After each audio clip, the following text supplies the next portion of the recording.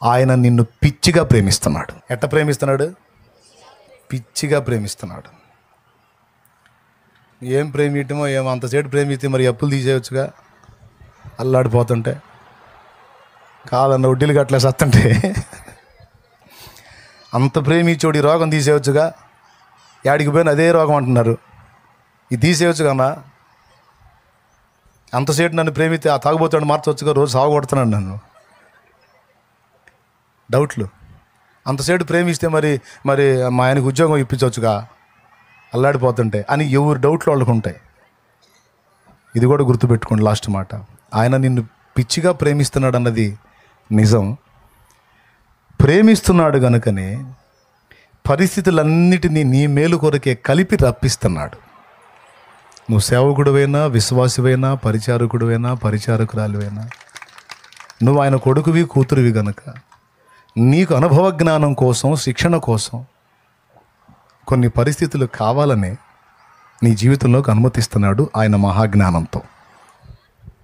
నేను చెప్తున్నా, ఈరోజు నువ్వు పీడించబడి వేధించబడేటువంటి ప్రతి శ్రమ భవిష్యత్తులో నీకు ఒక ఆశీర్వాద కారణం కాకపోతే అప్పుడు అడుగు.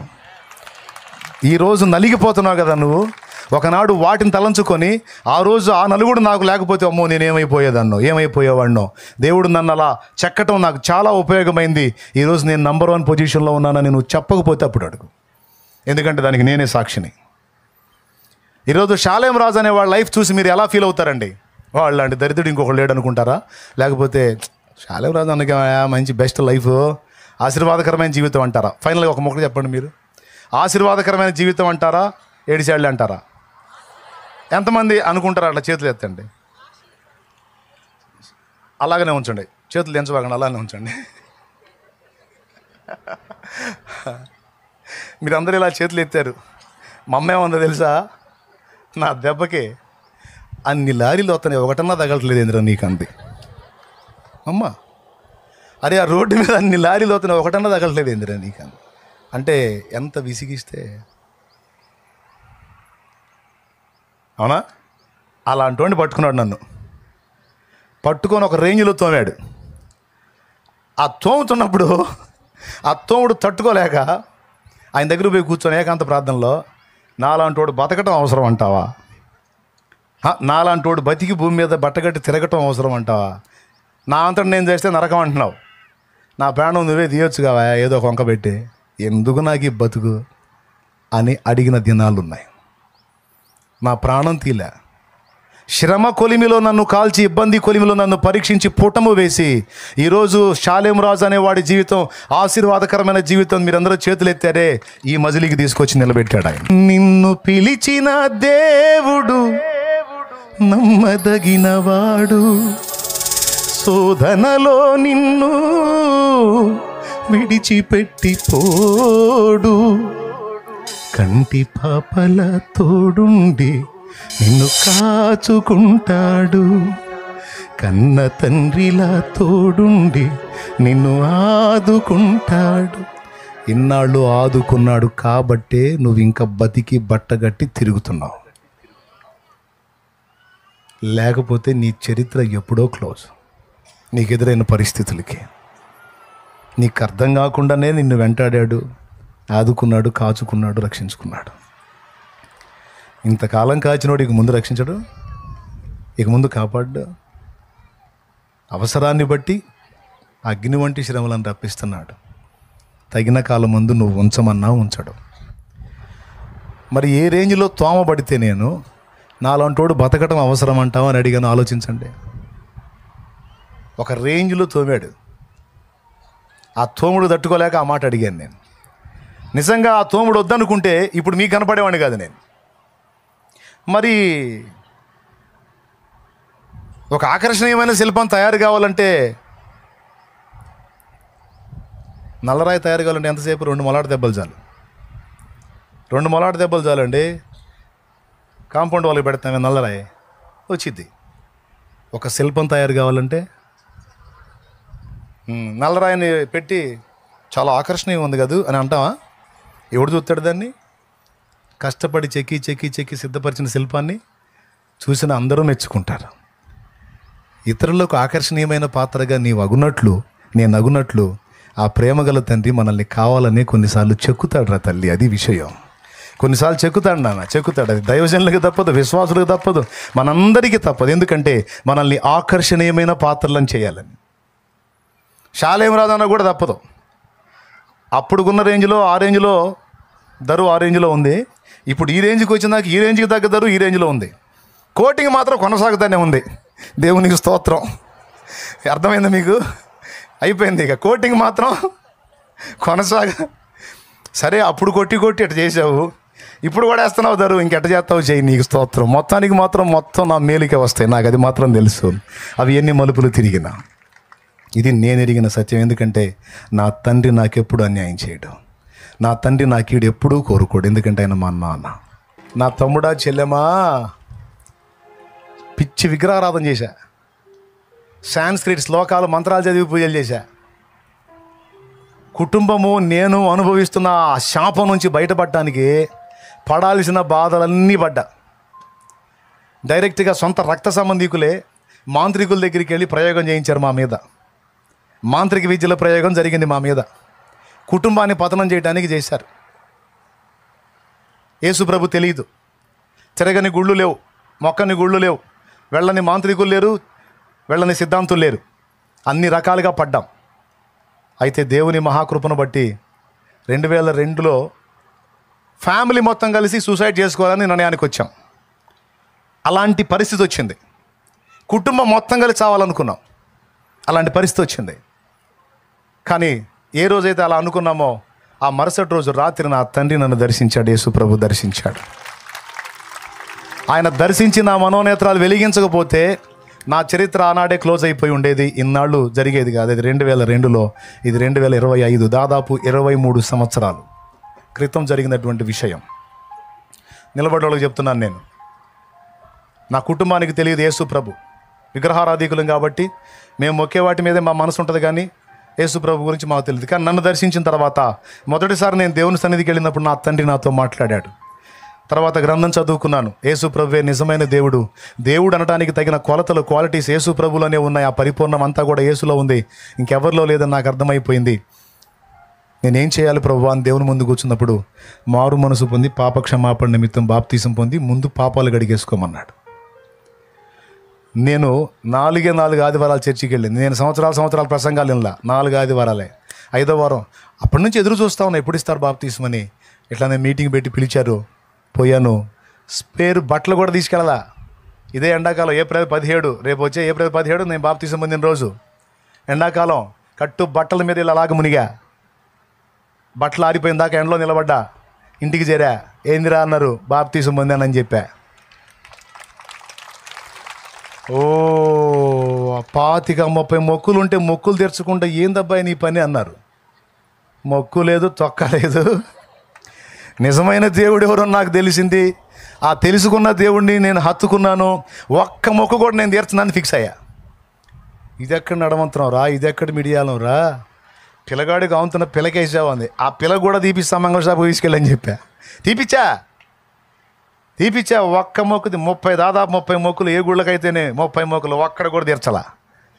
శుభ్రంగా నేను కూడా కటింగ్ షేవింగ్ వాటికి కూడా పిల్లకి తీపిచ్చి క్లీన్ చేసాం మంగళ షాప్లోనే. తర్వాత చెప్పా, మనం బతికి బయటపడాలంటే, మన జీవితం మలుపు తీసుకోవాలంటే, మన జన్మ కర్మ పాపాలు కడగబడాలి. అది నేను చేశా. మర్యాదగా మీరు కూడా వచ్చి రక్షణ పొందుతారా, బతికిపోతారు, లేకపోతే మీ కర్మ అని చెప్పా. అంతేనంటావా అన్నారు. ఇంకంతకుమించి వేరే దారే లేదు. సూపర్ మార్గం ఇదే, పర్ఫెక్ట్ మార్గం ఇదే, రక్షణ మార్గం, ఇక చచ్చేంత వరకు దిగులేదని చెప్పా. దేవునికి స్తోత్రం. వరుసగా వచ్చి పొందారు బాప్తిస్మాలు. ఏనాడైతే, వినండి, ఏనాడైతే రక్షణ అనుభవం పొంది కుటుంబం అంతా బయటపడ్డామో, ఎవడైతే మా మీద ప్రయోగతంతులు చేశారో వాళ్ళిద్దరు లేచారు. నమ్మితే నమ్మండి, లేకపోతే లేదు. ఎవరైతే ప్రయోగతంతులు చేశారో ఇద్దరు కలిసి చేశారు, ఇద్దరు లేచారు. 2 అవకాశాలు. మారితే మారాలి, లేదా ఈ లోకాన్ని వదిలిపోవాలంతే. అప్పటిదాకా సాగినాయి మా మీద. యేసు ప్రభు రక్తంలో కడగబడ్డ తర్వాత ఎందుకు పారలేదు? ఎందుకంటే ఈయన నిజమైన దేవుడు గనుక ఏ మంగాలు ఇక్కడ తోక జాడించడానికి అవకాశం లేదు గనుక. సంవత్సరాల శాపం ఒక్క దెబ్బతో వదిలిపోయింది.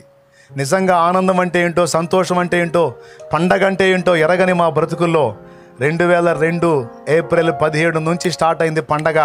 23 నిండు సంవత్సరాలు ఈ రోజు వరకు ఆ పండగ కొనసాగుతూనే ఉంది, ఆగిన చరిత్రే లేదు. పండగ రోజు పండగే యేసునామములో, హల్లెలూయా. నిత్యము పండగే, ఆరాధన, పాటలు, స్తుతి, కీర్తన, ఆయనే ధ్యాస, ఆయనే లోకం. మరి ఏ రేంజ్లో అనుభవిస్తే మరి ఇంత పిచ్చిగా ప్రకటిస్తున్నా? మైండ్ బాగున్న వాళ్ళకి అర్థమైంది ఇప్పుడు నేను చెప్పింది. కాబట్టి మీ శాపాల్లోంచి బయటపడి నిత్య జీవం చేరాలన్నా, భూమి మీద ఉన్న దినాలు ప్రాణమునకు నెమ్మది, శరీరమునకు ఆరోగ్యం, మనసుకు శాంతి, ఆత్మకు రక్షణ కావాలన్నా యేసు ప్రభు ఒక్కడే మార్గం. ఆయన రక్తంలో కడగబడితే నీకు నిత్య జీవం, లేకపోతే తప్పదు నిత్య నరకం. ఇందుకు నేను సాక్ష్యం ఇస్తున్నాను. రేపటి రోజున అయ్యా మాకు తెలియదు అని చెప్పడానికి లేదు. చిలకలూరుపేట నుంచి ఒకటి తెచ్చాను, నేను చిలకలూరుపేట నుంచి తెచ్చానమ్మా, నీకోసం తెచ్చాను, నాకు తెలియదని షో చేయొద్దు, తెలియదు నీకు అని అడుగుతాడు రేపు. నువ్వు చెప్పలేవు. కాబట్టి నువ్వు బ్రతికిపోఉన్నట్లు, బాగుపడినట్లు, కాపాడబడినట్లు, స్వస్థత పొందినట్లు, విడుదల పొందినట్లు, రక్షణ పొందినట్లు జన్మకర్మ పాపాలు కడిగేసుకొని జాగ్రత్త పడు. చాలు, ఇన్ని సంవత్సరాలు శాపం అనుభవించింది చాలు. చాలు, ఇన్ని సంవత్సరాలు కన్నీళ్ళు అన్నపానాలుగా బ్రతికిన బ్రతుకు చాలు. చాలు, ఇన్నాళ్ళు అర్థం లేని బ్రతుకు బ్రతికింది చాలు. ఇది మొదలుకొని నీవు ఆశీర్వదించబడి నీ చుట్టుపక్కల ఉన్న వాళ్ళకి, నీ సమాజానికి కూడా నువ్వు ఆశీర్వాదకరంగా మార్చబడతావు. నా దేవుడు అలా తయారు చేస్తాడు నిన్ను. నా బ్రతుకుని ఇలా చేసిన దేవుడు నీ జీవితాన్ని కూడా అలా మార్చగల సమర్థుడు. ఆయనకు మహిమ కలుగును గాక. నీ విషయం అయితే నేను ఒక్కటే చెబుతున్నా, నీ విషయం అయితే నువ్వు ఒకటే పాట పాడుకో. నువ్వు ఎంత ఇబ్బందిలో ఉన్నా, ఎంత జబ్బులో ఉన్నా, బాధలో ఉన్నా, సమస్యలో ఉన్నా, వేదనలో ఉన్నా, నీ పాట ఒకటే. ఏంటా పాట? తల్లి ఒడిలో తొవలిలోంచి బిడ్డవలేనే, తండ్రిని ఒడిలోని ఒదిగి తినయ్యా. ఎంత కఠిన పరిస్థితుల్లో కూడా ఈ నిశ్చయత ఎంతమందికి ఉంది? చేతులు ఎత్తండి. నాకుందన్నా. మన ఆ కరువులో కూడా మీకు ఆ నిశ్చయిత ఉంది కదా, ఉండబట్టే కదా మోకాళ్ళు వేసింది. టెన్షన్ రాలేదా మీకు? అయ్యా అంతా ఆగిపోయింది, కానుక డబ్బులు పెట్టి కొందామన్నా అమ్మేవాళ్ళు లేడు, షాపులు లేవు, పైసలు లేవు, ఏసయ్యా ఎట్లా అనిపించలేదా? అనిపించిందా లేదా? ఎంతమందికి అనిపించింది?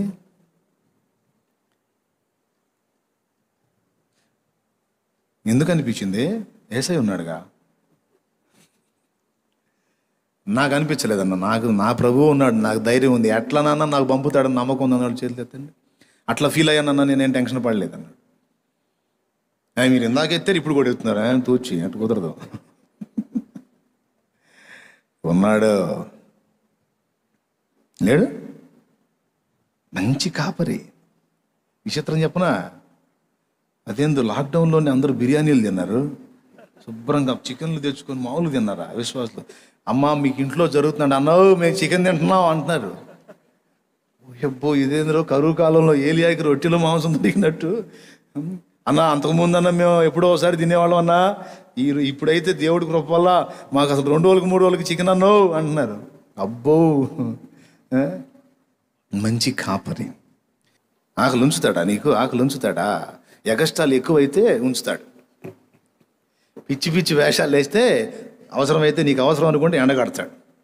అయ్యా ఎండింది ప్రభా, వచ్చింది బుద్ధి వచ్చింది, సిగ్గు వచ్చింది ప్రభా అంటే ఈల కొడతాడు, నీకు సమృద్ధి వచ్చింది. అంతే. అవసరమైతే నీకు ఎగస్టాలు పెంచాని అనుకుంటే ఎండగడతాడు. అది కూడా నీ మంచికే.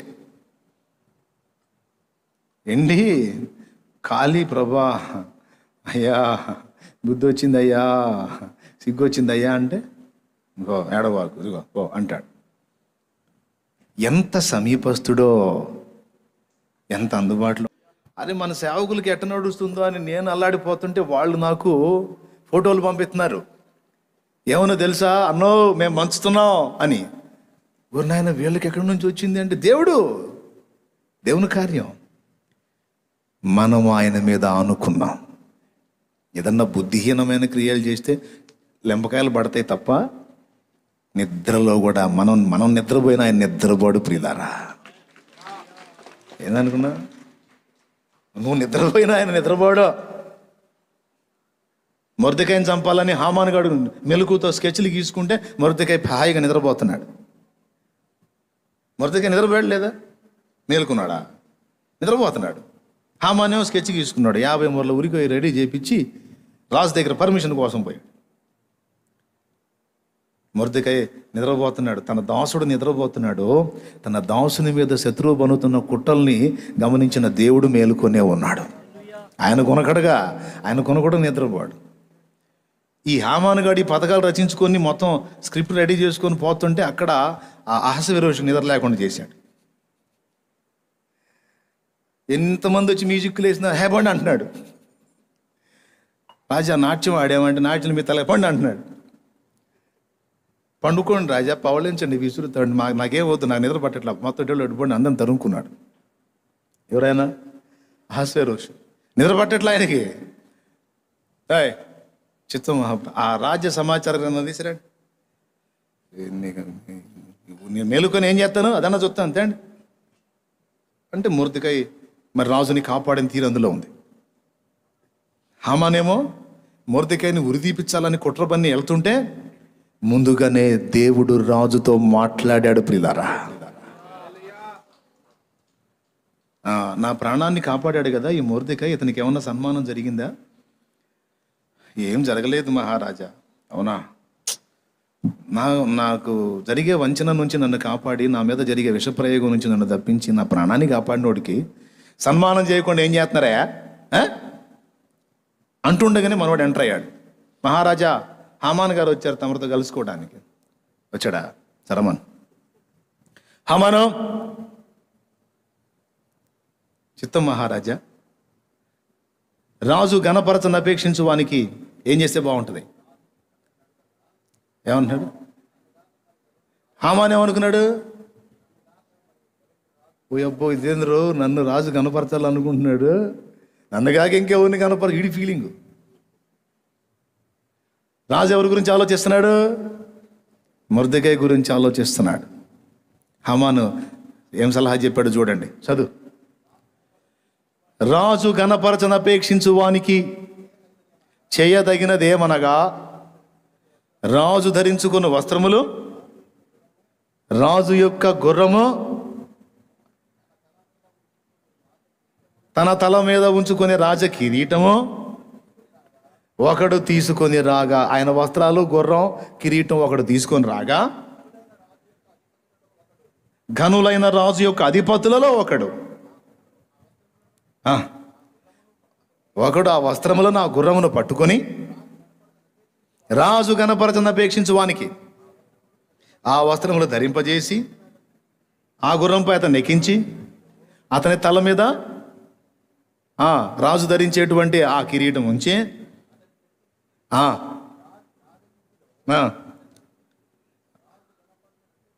వీడేమనుకున్నాడు?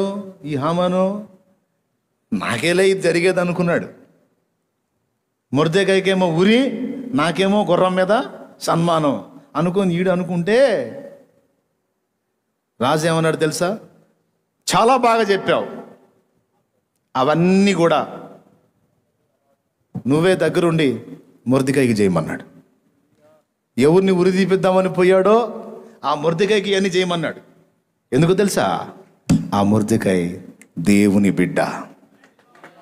హల్లెలూయా. మనం నిద్రపోయినా ఆయన నిద్రపోడు. ఈ మాటలు మీకు ఎందుకు చెప్తున్నానంటే మీ వ్యక్తిగత విషయాలలో మీరు నలుగుతున్న దాని గురించి మీకు నిబ్బరం కలగాలని, ధైర్యం తెచ్చుకోవాలని, నిరీక్షణ కలగాలని చెప్తున్నా. ఆత్మ ప్రేరణలో మీ వ్యక్తిగత స్థితిగతులను గురించి చింతపడవలదో భరోసా ఉంచు దేవుని మీద. ఎందుకంటే నువ్వు ఆయన మీద ఆనుకున్నావు, ఆధారపడ్డావు. నువ్వు నమ్మినోడు నరుడు కాదు, అసమాన ధీరుడు, సర్వ విశ్వానికే సార్వభౌముడాయన. అలాంటి ఆయన నువ్వు కలిగి ఉన్నావు. పిచ్చిదన్న, నీకేం తక్కువ అవుతుంది? అవుతుందా? నాకేమీ కొదువా నాదుడుండ, ఇక నాకేమీ కొదువా నాదుడుండ. శ్రీకరుండకు దేవుడే నా శ్రేష్ఠ పాలకుడు, నా ఏకరక్షకుడు. శ్రీకరుండగు దేవుడే నా శ్రేష్ఠ పాలకుడు, నా ఏకరక్షకుడు, గనుక నాకేమీ కొదువా నాదుడుండా.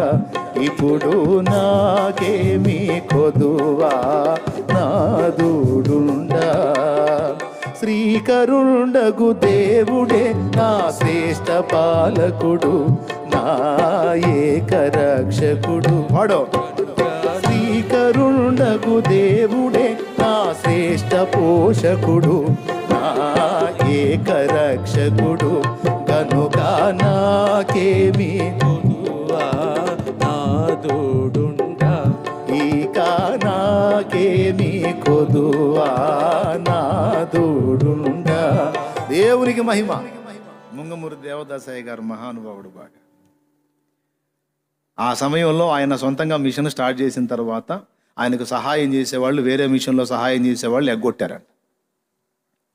అయ్యగారు మరి మీటింగ్స్ ఎట్లా జరుగుతాయి, మీటింగ్స్ ఎట్లా చేయాలి అయ్యగారు, మన దగ్గర చిల్లిగవ్వ లేదు కదా, ఏం చేయాలి, కష్టమైపోద్ది కదా అంటే గదిలో పోయి కూర్చొని పాట రాసుకున్నాడంట. రాసుకొని పాడాడు. పిచ్చి మోకాళ్ళారా నాకు చెబుతారా వచ్చి ఈ మాటలో.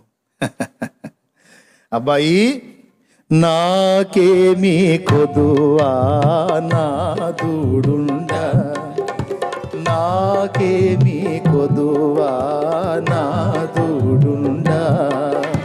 శ్రీకరుండగు దేవుడే నా శ్రేష్ఠ పాలకుడు, నా ఏకరక్షకుడు. శ్రీకరుండగు దేవుడే నా శ్రేష్ఠ పాలకుడు, నా ఏకరక్షకుడు, కనుక నాకేమీ కొదువా నాదుడుండా. ఇక నాకేమీ కొదువా నాదుడుండా. దేవునికి స్తోత్రం కలుగును గాక. హల్లెలూయా. అట్లా అనుకోవాలి దేవుని మీద, వెళ్ళిపోవాలి మోకాళ్ళ మీదకి. ఏంటయ్యా ఏంటి, ఏం లేదు మరి ఏంది అని కూర్చోవాలి. పోయి కూర్చుంటే నలువైపుల నుంచి నాయన సహాయపడతాడు. ఎంత భరోసా ఉంచారో చూడు వాళ్ళు. అసలు లెక్క చేశారా? ఆర్థిక ఇబ్బందిని లెక్క చేశారా? రోగాన్ని లెక్క చేశారా? ఏ సమస్యలు లెక్క చేశారు? దేన్ని లెక్క చేయలా. ఏదన్నా రాని శ్రీకరుండగు యేసుడే నా శ్రేష్ఠ పాలకుడు, శ్రీకరుండగు యేసుడే నా శ్రేష్ఠ పాలకుడు, నా ఏకరక్షకుడు, కనుక నాకేమీ కొదువా నాదుడుండా. ఇక నాకేమీ కొదువా నాదుడుండా. దేవునికి మహిమ.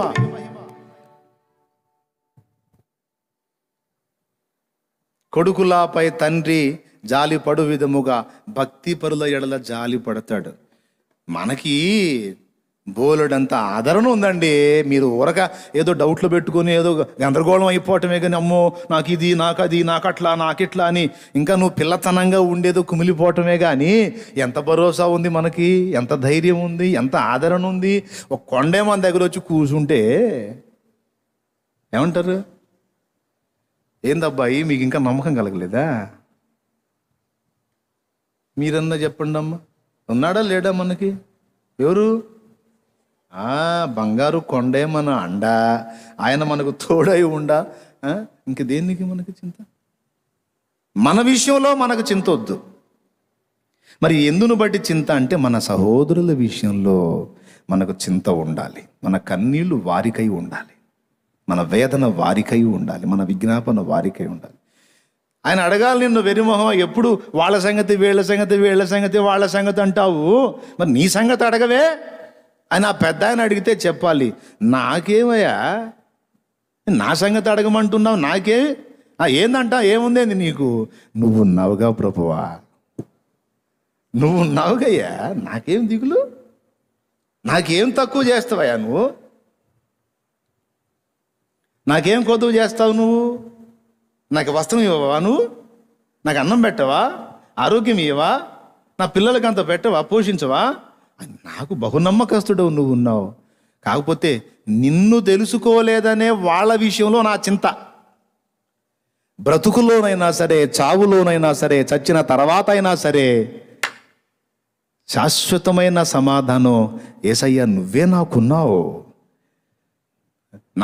నీకేముంది, ఏం చూసుకో నీకింత ధైర్యం అని నువ్వు అంటావా? నువ్వే నా ఆస్తి, నిన్ను చూసుకొనే నా అతిశయం, నిన్ను చూసుకొనే నా ఆనందం. మరి వాళ్ళ గురించి ఎందుకు బాధపడుతుందంటే వాళ్ళకి నువ్వు తెలియదు కదా, వాళ్ళు ఇంకా నిన్ను గుర్తుపట్టలేదు కదా. వాళ్ళు కూడా నిన్ను తెలుసుకొని నీ మార్గంలోకి వస్తే అప్పుడు నాకు ఆదరణ. ఎందుకంటే వాళ్ళు భూమి మీద ఆదరించబడతారు, మరణానంతరం కూడా నాతో పాటు నీతో కూడా ఉంటారు యేసయ్యా. వాళ్ళు నిన్ను తెలుసుకోక నశించిపోతున్నారయ్యా. నా దిగులు చింతంతా వాళ్ళేనయ్యా. అంతేగాని నీ గురించి నీకు ఉండదన్నమాట. నాకు లేదయ్యా. దేన్ని బట్టి లేదంటే నిన్ను బట్టే లేదు. అనగలవా తమ్ముడా ఆ మాట? అనగలవా? నేను అంటానన్నా అంటే చేయొచ్చు, నేను సంతోషపడతా. నువ్వు అనవా అమ్మా? ఏమంటావు నువ్వు? చింత ఉందా నీకు? నీ గురించి నీకు చింత ఉందా? ఎందుకు నిన్ను గురించి చింతించేవాడు ఒకడు నీకు పరిచయం అయ్యాడు కదా, నమ్మకస్తుడు. మళ్ళీ యేసయ్య ఉన్నాడు. ఆయన మిమ్మును గూర్చి చింతించుచున్నాడు అని రాయబడి ఉంది. నీ గురించి శ్రద్ధ కలిగి ఉన్నాడు, బాధ్యత కలిగి ఉన్నాడు, నీ విషయంలో పట్టింపు కలిగి ఉన్నాడు, నీ భవిష్యత్తు విషయంలో ఆయన ఆలోచన కలిగి ఉన్నాడు, ప్రణాళిక కలిగి ఉన్నాడు. నువ్వు నిద్రపోయినా నీ కోసం నిద్రపోకుండా ప్రణాళికలు రచించుకుంటా కూర్చున్నాడు ఆయన. దేవునికి స్తోత్రం కలుగును గాక. హల్లెలూయా. నీ పిల్లల గురించి నీకు చింత కావచ్చు, నీ భర్త గురించి, నీ భార్య గురించి, నీ కుటుంబం గురించి, వాళ్ళ భవిష్యత్తు గురించి, వాళ్ళు ఎదిగి ఉంటే వాళ్ళ వివాహాల గురించి నీకు చింత కావచ్చు. దేని గురించి అయినా సరే బాధ్యత గలవాడొకడు నీకున్నాడు. నీ అనుకున్న నీ సొంత వాళ్ళు సైతం నిన్ను గురించి చింత పడరేమో కానీ నిన్ను గురించి ప్రత్యేకంగా చింత పడేవాడు, చింత కలిగి ఉన్నవాడు, శ్రద్ధ కలిగి ఉన్నవాడు దేవుడే అని పేతురు మహనీయుడు సాక్ష్యం ఇస్తున్నాడు. పేతురు రాసిన పత్రిక, మొదటి పత్రిక 5వ అధ్యాయము 6-7 వచనాలు. తగిన సమయమందు మిమ్మును హెచ్చించున్నట్లు ఆయన బలిష్టమైన చేతి కింద దేన మనస్కులై యుండుడి. ఆయన మిమ్మల్ని గూర్చి చింతించుచున్నాడు గనుక మీ చింత యావత్తు ఆయన మీద వేయుడి. అది అబద్ధమా? ఏసై ఇందాక పాడిన పాటే పాడుకో. ఏం పాట అది? ఫస్ట్ చెప్పాగా, మర్చిపోయారండి అంతే. వేదన లేదు, శోధన లేదు, వేదన లేదు, అదే శోధన లేదు.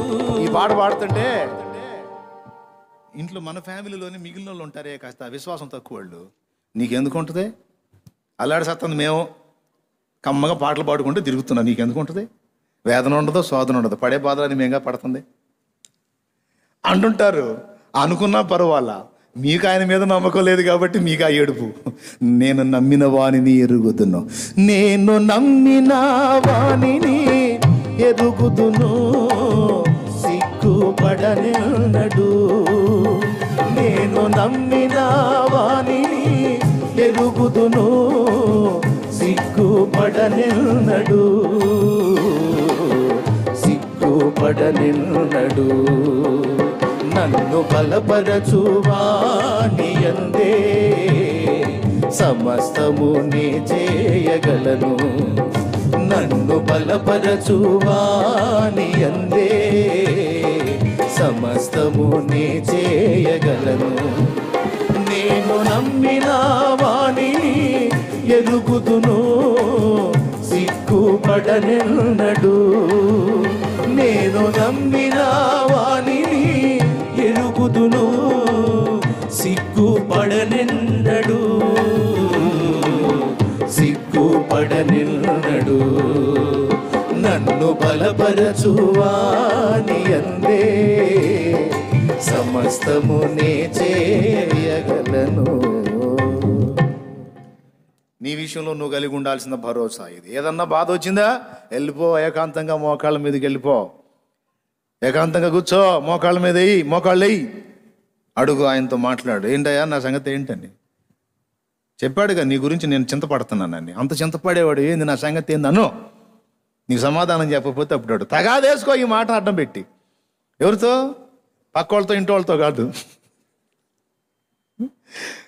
ఎవరైతే వాగ్దానం చేశాడో వాగ్దానం చేసిన వాడితో తగాదేసుకో. నీకు స్వేచ్ఛ ఉంది, వాదన వేసుకో. అంతేగాని ఇంటి వాళ్ళని బయట వాళ్ళని నిందించవాకు. కూర్చో, ఆయన దగ్గరికి వెళ్ళి కూర్చో. నా గురించి చింత కలిగి ఉన్నావుగా, మరి ఏం సంగతి అను.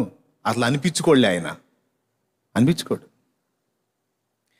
సేవలోకి వచ్చి నూకలు తింటున్నా, విశ్వాసులు అదే తీసుకొస్తున్నారు. మరి మనకేమో రేషన్ బియ్యమైనా నడుస్తుంది, కానీ నూకలు ఎందుకు కొంచెం ఇబ్బందిగా ఉంటుంది, తినలేను. కానీ ఏం చేద్దాం అప్పుడు అదే. మరి అది కూడా నూకలో కూడా రకాలు ఉంటాయి. కట్టింగ్లు అని సగం సగం కొంచెం అన్నం పెద్ద సైజు వచ్చింది. మరి జీరు నూక అంటారు, సన్నది. ఇంకా అందులో ఆ కట్టింగ్లో కూడా ఆ సగం అదే సగం అయితే అందులో సగం అదే విశ్వాసులు తింటున్నారు. మరి అదే వాళ్ళు తీసుకొచ్చినప్పుడు అదే నేను తినాల్సి వచ్చింది. ఇదే వండాలి మరి అంటే వండండి, అదే వండండి. మరి వాళ్ళు తినేది తిన్నప్పుడే కదా వాళ్ళ బాధ అర్థమై ప్రార్థన చేసేది. కాబట్టి అదే వండండి అంటే పాపం వండారు వాళ్ళు, నా వల్ల అట్లా తింటాం. సగం తిన్నాను, ఇంకా కష్టం అనిపించింది. మనసులో అనుకున్నా కాస్త ఏదన్నా మంచి అన్నం ఉంటే బాగుండు కదా అనుకున్నా. మనసులో ఎవరికి చెప్పలా, మళ్ళా మనసులో అనుకున్నా. చేయగడిగి బయటకు వచ్చా. ఇది ఎక్కడే ఉన్నాడు ఆయన, రాజన్న. సైకిల్ మీద బస్తా వేసుకొని ఇంటికాడికి రానే వచ్చాడు. మీ మధ్యలోనే ఉన్నాడు. ఒకసారి లేచి నిలబడు బాబా, నిలబడు వరక, నిలబడి ఆయనకెళ్ళి చూపించాను. లేవట్లా, సిగ్గుపడుతున్నాడు. అదిగా ఆయన ఇప్పుడు దైవజనుడు అయ్యాడు, అప్పుడు విశ్వాసి. రాజు, గుర్తుందా నీకు రైస్ బ్యాగ్ తీసుకొచ్చావు? ఆ రోజు నేను అనుకున్నట్లా. ఏమనిపించింది నీకు? ఎందుకు తీసుకొచ్చావు? నీ పరిస్థితి కూడా అట్లానే ఉంది. నేను ఇంటికాడ అదే పరిస్థితిలో ఉన్నాను. 3 రోజుల నుంచి ఉపవాసం ప్రార్థన చేస్తున్నాను.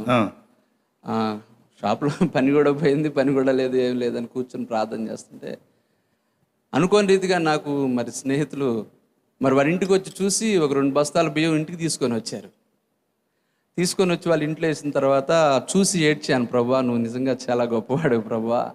నేను అప్పుడే కొత్తగా నూతనంగా విశ్వాసం ఉంచాను. దేవుని సన్నిధిలో ఏడ్చి అక్క నేను కలిసి కూర్చొని ప్రార్థన చేస్తున్నాను. ఆ మధ్యలోనే సిగరెట్లు మానేశాడు. అక్క నేను ఇద్దరం కలిసి కూర్చొని ప్రార్థన చేస్తుంటే నాకు ప్రేరణ కలుగుతుంది, అక్కకి ప్రేరణ కలుగుతుంది. మేము తింటున్నాం, మరి దైవజనుడు కూడా తీసుకువెళ్ళాలని చెప్పని దేవుడు ప్రేరణ కలిగించాడు. అప్పుడు నేను నా సైకిల్ మీద బియ్యం బస్తా తీసుకొని వచ్చాను. ఇంటి దగ్గర గుమ్మం ఎదురు నిలబడ్డాను. అన్నం లోపల కూర్చొని భోజనం చేస్తున్నారు. అన్నం కూడా అన్న చెప్పినట్లుగానే నూకలు అన్నంగా ఉంది. నేను మరి నాకు కనపడింది, నాకు దేవుడు దర్శనంగా మరి అటు చూపించాడు. అన్న అట్లా చేతి అన్నం పట్టుకొని చూస్తుంటే ఆయన కళ్ళలో నుంచి నీళ్లు అన్నంలో పడుతున్నాయి. నేను చాలా ఏడ్చాను. బస్తా అక్కడ పెట్టి పక్కకి తిరిగి ఏడ్చాను. ప్రభువా, ఎందుకోసం నన్ను ఇక్కడికి పంపించావా ప్రభువా, దాసునికి తీసుకువెళ్ళటానికి అని చెప్పని ఆ బస్తా లోపల పెట్టాను. అన్న నేను ఇద్దరం కలిసి నా సైకిల్ నేను తీసుకున్నాను, అన్న తాత సైకిల్ తీసుకొని ఇద్దరం కలిసి అడ్డ రోడ్డు మీదకి వచ్చాం. అడ్డ రోడ్డు మీదకి వచ్చిన తర్వాత అన్న అంటున్నాడు, నిజంగా దేవుడు చాలా గొప్పవాడు రాజు అని చెప్పానంటే, అవునన్నా నేను ఈ పరిస్థితిలో ఉన్నాను, ఇప్పుడు దేవుడు నన్ను ఇలా ప్రేరేపించి తీసుకొని వచ్చాడు. నేను అడిగాను, రాజు ఇప్పుడే ఎందుకు తీసుకొచ్చా, సాయంత్రం తేవచ్చుగా అన్న. ఇప్పుడే ఎందుకు తెచ్చా, సాయంత్రం తేవచ్చు కంటే నాకు ఇప్పుడు ప్రేరణ కలిగింది, నేను తెచ్చాను అన్నాడు. ఎవరు మాట్లాడారు? ప్రభు మాట. కహానీలు కాదండి, నేను అనుభవించాను నా జీవితంలో. దేవునికి స్తోత్రం కలుగును గాక. హల్లెలూయా. ఎంత శ్రద్ధో, ఎంత పట్టింపో. నువ్వు తిండి మానుకొని పండుకుంటే అల్లాడిపోతాడు ఆయన. నిజం సోదరి, నువ్వు ఏదన్నా వేదన మనసులో పెట్టుకొని నువ్వు తిండి మానుకొని పండుకుంటే బాధపడతాడు ఆయన.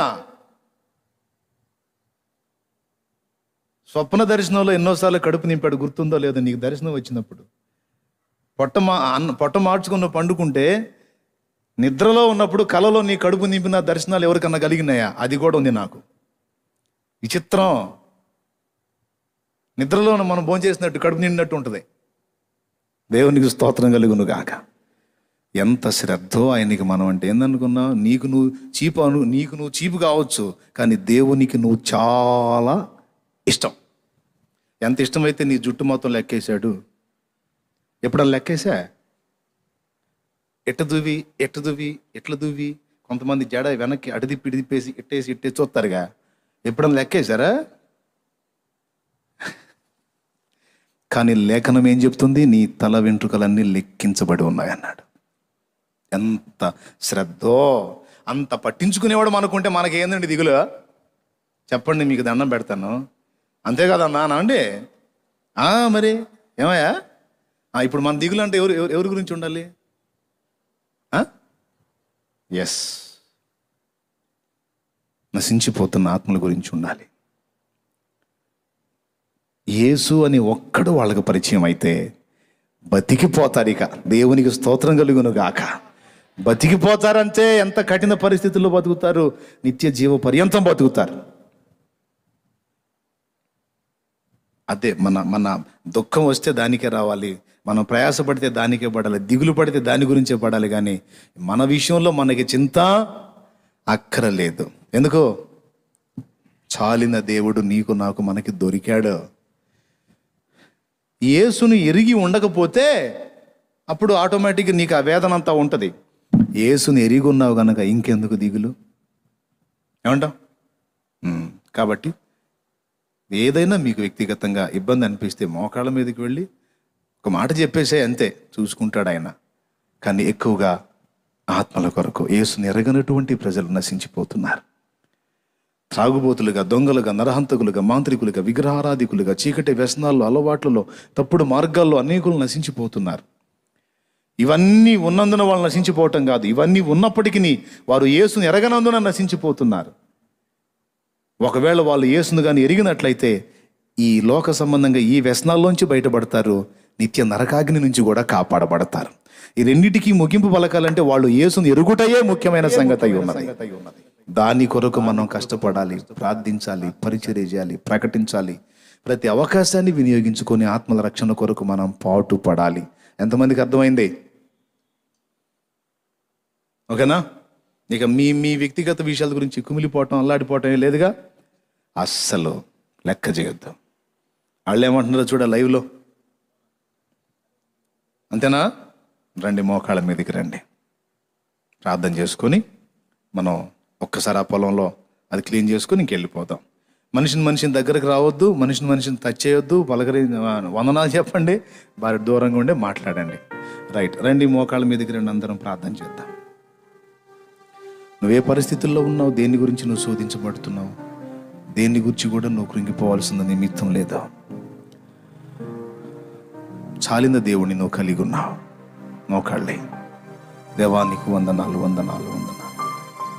నా జీవిత అనుభవంలో జస్ట్ మీకు కొన్ని అనుభవాలే చెప్పింది. నేను ఒక భరోసా, విశ్వాసం, మానవ తర్కం కలిసి ప్రయాణించలేవు.